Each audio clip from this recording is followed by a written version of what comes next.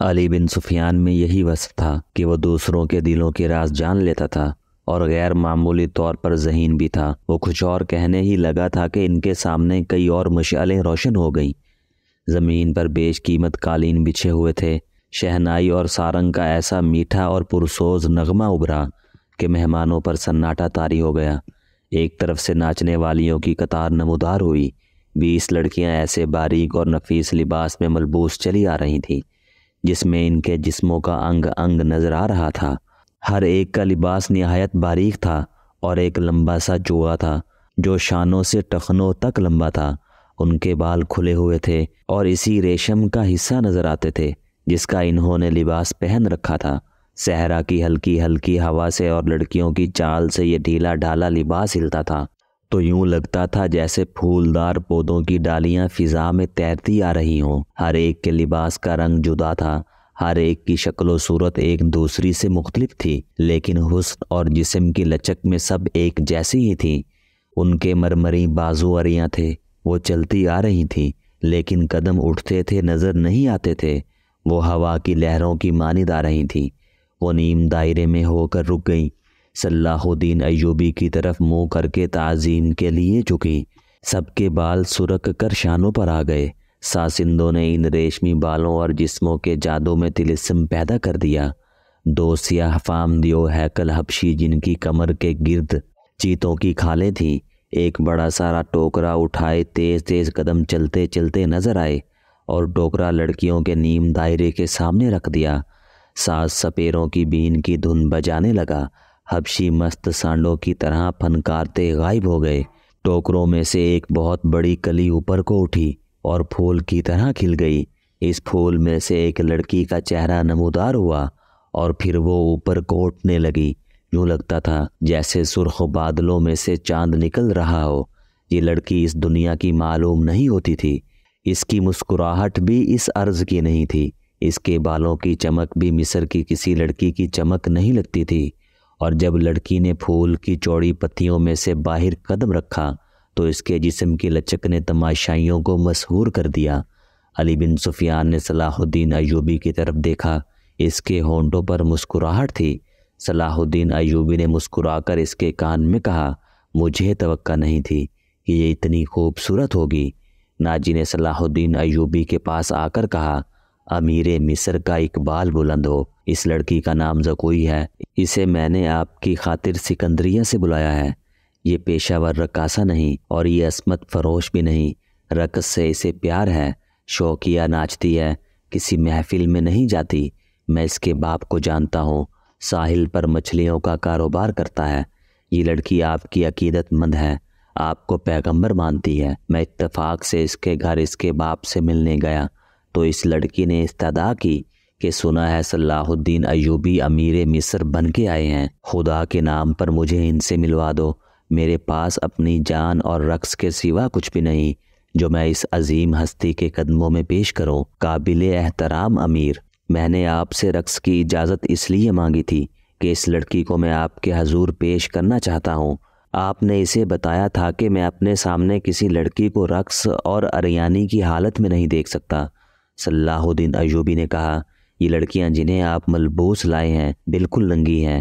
عالی مقام، ناجی نے کھسیانہ ہو کے جواب دیا، میں نے بتایا تھا کہ امیر مصر رقص کو ناپسند فرماتے ہیں، لیکن یہ کہتی تھی کہ وہ میرا رقص پسند کریں گے کیونکہ میرے رقص میں دعوت گناہ نہیں، یہ ایک باسمت لڑکی کا رقص ہوگا۔ میں ایوبی کے حضور اپنا جسم نہیں اپنا فن پیش کروں گی۔ اگر میں مرد ہوتی تو ایوبی کی جان کی حفاظت کے لیے اس کے محافظ دستے میں شامل ہو جاتی۔ آپ کہنا کیا چاہتے ہیں؟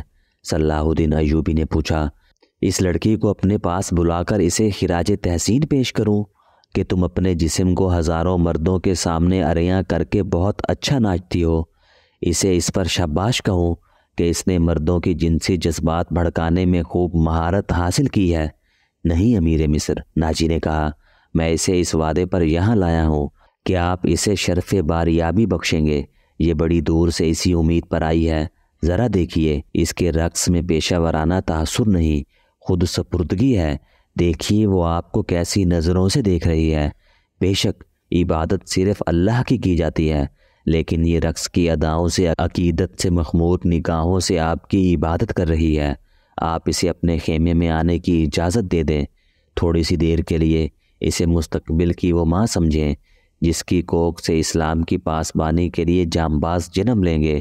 یہ اپنے بچوں کو بڑے فخر سے بتایا کرے گی کہ میں نے صلاح الدین ایوبی سے تنہائی میں باتیں کرنے کا شرف حاصل کیا تھا۔ ناجی نے نہایت پر اثر الفاظ اور جذباتی لب و لہجے میں صلاح الدین ایوبی سے منوا لیا کہ یہ لڑکی جسے اس نے ایک پردہ فروش سے خریدا تھا شریف اور باسمت بیٹی ہے۔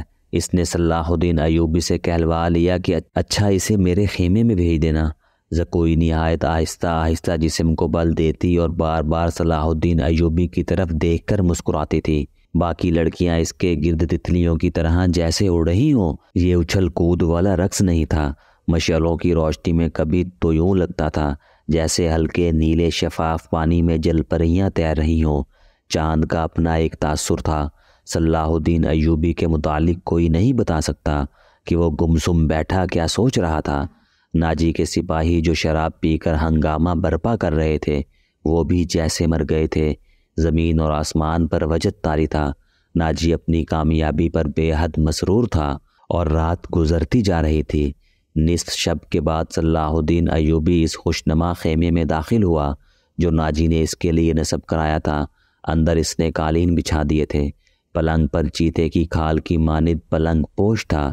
فانوس جو رکھوایا تھا اس کی ہلکی نیلی روشنی صحرا کی شفاف چاندنی کی مانند تھی اور اندر کی فضا عطربیز تھی۔ خیمے کے اندر ریشمی پردے آویزہ تھے۔ ناجی صلاح الدین ایوبی کے ساتھ خیمے میں گیا اور پوچھا، اسے ذرا سی دیر کے لیے بھیج دو، میں وعدہ خلافی سے بہت ڈرتا ہوں، بھیج دو، صلاح الدین ایوبی نے کہا، اور ناجی ہرن کی طرح چوکڑیاں بھرتا خیمے سے نکل گیا۔ تھوڑا ہی وقت گزرا ہوگا کہ صلاح الدین ایوبی کے محافظوں نے ایک رقاصہ کو اس خیمے کی طرف آتے دیکھا۔ خیمے کے ہر طرف مشالیں روشن تھی۔ روشنی کا یہ انتظام علی بن سفیان نے کرایا تھا تاکہ رات کے وقت محافظ گرد و پیش کو اچھی طرح دیکھ سکیں۔ رقاصہ قریب آئی تو انہوں نے اسے پہچان لیا۔ انہوں نے اسے رقص میں دیکھا تھا۔ یہ وہی لڑکی تھی جو ٹوکرے میں سے نکلی تھی۔ وہ زکوئی تھی۔ وہ رقص کے لباس میں تھی۔ یہ لباس تو بے شک اس لباس میں وہ اریاں تھی۔ محافظوں کے کمانڈر نے اسے روک لیا۔ زکوئی نے اسے بتایا کہ اسے امیر مصر صلاح الدین ایوبی نے بلایا ہے۔ یہ ان امیروں میں سے نہیں جو تم جیسی فحاشہ لڑکیوں کے ساتھ راتیں گزارتے ہیں، آپ ان سے پوچھ لیں۔ زکوئی نے کہا، میں بن بلائے آنے کی جرت نہیں کر سکتی۔ ان کا بلاوا تمہیں کس طرح ملا تھا؟ کمانڈر نے پوچھا۔ سالار ناجی نے کہا ہے کہ تمہیں امیر مصر بلا رہے ہیں۔ زکوئی نے کہا، آپ کہتے ہیں تو میں واپس چلی جاتی ہوں۔ امیر نے جواب طلبی کی تو خود بھگت لینا۔ کمانڈر تسلیم نہیں کر سکتا تھا کہ صلاح الدین ایوبی نے اپنی خوابگاہ میں ایک رقاصہ کو بلایا ہے۔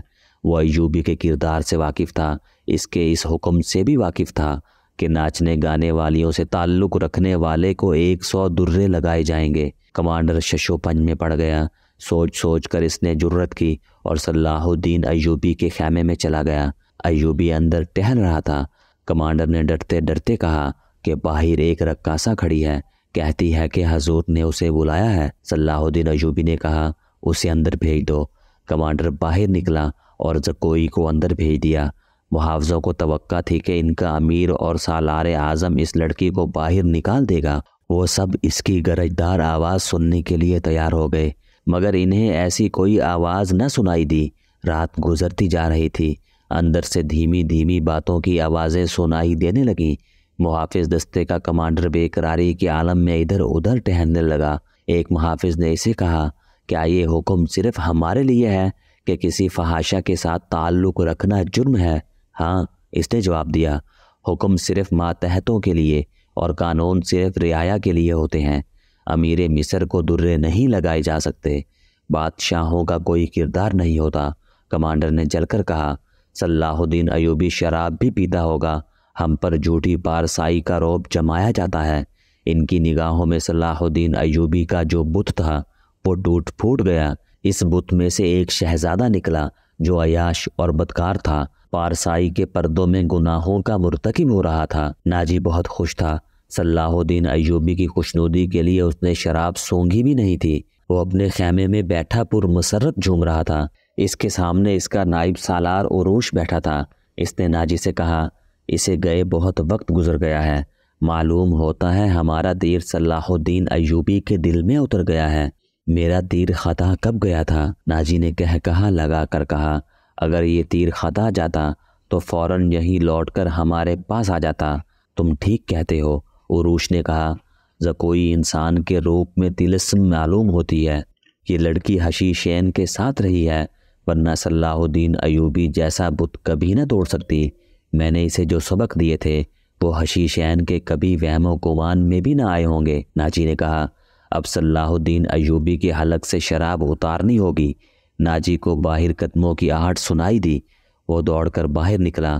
وہ کوئی نہیں تھی، کوئی سپاہی جا رہا تھا۔ ناجی نے دور سے صلاح الدین ایوبی کے خیمے کی طرف دیکھا۔ پردے گرے ہوئے تھے اور باہر محافظ کھڑے تھے۔ اس نے اندر جا کر عروش سے کہا، اب میں یقین کے ساتھ کہہ سکتا ہوں کہ میری زکوئی نے بت توڑ ڈالا ہے۔ رات کا آخری پہر تھا جب زکوئی صلاح الدین ایوبی کے خیمے سے نکلی۔ ناجی کے خیمے میں جانے کی بجائے وہ دوسری طرف چلی گئی۔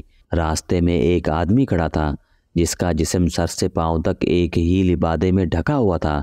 اس نے دھیمی سی آواز میں زکوئی کو پکارا۔ وہ اس آدمی کے پاس چلی گئی۔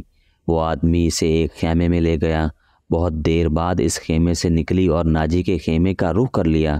ناجی اس وقت تک جاگ رہا تھا اور کئی بار باہر نکل کر صلاح الدین ایوبی کے خیمے کو دیکھ چکا تھا۔ زکوئی نے صلاح الدین ایوبی کو پھانس لیا ہے اور اسے آسمان کی بلندیوں سے گھسیٹ کر ناجی کی ذہنیت کی پستیوں میں لے آئی ہے۔ عروش، اس نے کہا، رات تو گزر گئی ہے، وہ ابھی تک نہیں آئی، وہ اب آئے گی بھی نہیں۔ عروش نے کہا، امیر مصر اسے اپنے ساتھ لے جائے گا۔ ایسے ہیرے کو کوئی شہزادہ واپس نہیں کیا کرتا۔ تم نے اس پر بھی غور نہیں کیا ہے؟ نہیں، ناجی نے کہا، میں نے اپنی چال کا یہ پہلو تو سوچا ہی نہیں تھا۔ کیا یہ نہیں ہو سکتا کہ امیر مصر زکوئی کے ساتھ باقاعدہ شادی کر لے؟ عروش نے کہا، اس صورت میں یہ خطرہ ہے کہ لڑکی ہمارے کام کی نہیں رہے گی۔ وہ ہے تو ہوشیار۔ ناجی نے کہا، مگر رقاصہ کا کیا بھروسہ؟ وہ رقاصہ کی بیٹی ہے اور تجربہ کار پیشہ ور ہے، دھوکہ دے سکتی ہے۔ وہ گہری سوچ میں کھویا ہوا تھا کہ زکوئی اس کے خیمے میں داخل ہوئی۔ اس نے ہنس کر کہا، اپنے امیر کے جسم کا وزن کرو اور لاؤ اتنا سونا۔ آپ نے میرا یہی انعام مقرر کیا تھا، پہلے بتاؤ ہوا کیا ہے؟ ناجی نے بےتابی سے پوچھا۔ جو آپ چاہتے تھے، زکوئی نے جواب دیا۔ آپ کو یہ کس نے بتایا تھا کہ صلاح الدین ایوبی پتھر ہے، فولاد ہے؟ وہ مسلمانوں کے اللہ کا سایہ ہے۔ اس نے زمین پر پاؤں کا ٹھڈ مار کر کہا، وہ اس ریت سے زیادہ بے بس ہے جسے ہوا کے ہلکے ہلکے جھونکے اڑاتے پھرتے ہیں۔ تمہارے حسن کے جادو اور زبان کے طلسم نے اسے ریت بنایا ہے۔ عروش نے کہا، ورنہ یہ کم بخت چٹان تھا۔ ہاں، چٹان تھا، زکوئی نے کہا، اب ریتلا ٹیلا بھی نہیں۔ میرے متعلق کوئی بات ہوئی تھی؟ ناجی نے کہا۔ ہاں، زکوئی نے جواب دیا۔ پوچھتا تھا کہ ناجی کیسا آدمی ہے؟ میں نے جواب دیا کہ مصر میں اگر کسی پر آپ کو اعتماد کرنا چاہیے تو وہ صرف ناجی ہے۔ اس نے پوچھا کہ تم کس طرح اسے جانتی ہو؟ میں نے کہا کہ وہ میرے باپ کے گہرے دوست ہیں، ہمارے گھر گئے تھے اور میرے باپ سے کہتے تھے کہ میں صلاح الدین ایوبی کا غلام ہوں، مجھے سمندر میں کودنے کا حکم دیں گے تو بھی میں کود جاؤں گا۔ پھر اس نے مجھ سے پوچھا کہ تم باسمت لڑکی ہو؟ میں نے کہا کہ میں آپ کی لونڈی ہوں، آپ کا ہر حکم سر آنکھوں پر۔ کہنے لگا کہ کچھ دیر میرے پاس بیٹھو۔ میں اس کے پاس بیٹھ گئی۔ پھر وہ اگر پتھر تھا تو موم ہو گیا اور میں نے موم کو اپنے سانچے میں ڈھال لیا۔ اس سے رخصت ہونے لگی تو اس نے مجھ سے معافی مانگی۔ کہنے لگا، میں نے زندگی میں پہلا گناہ کیا ہے۔ میں نے کہا، یہ گناہ نہیں، آپ نے میرے ساتھ دھوکہ نہیں کیا، زبردستی نہیں کی، مجھے بادشاہوں کی طرح حکم دے کر نہیں بلایا، میں خود آئی تھی، پھر بھی آؤں گی۔ لڑکی نے ہر ایک بات اس طرح کھل کر سنائی جس طرح اس کا جسم مریا تھا۔ ناجی نے جوش اور مسرت سے اسے اپنے بازوؤں میں لے لیا۔ عروش زکوئی کو خراج تحسین اور ناجی کو مبارکباد پیش کر کے خیمے سے نکل گیا۔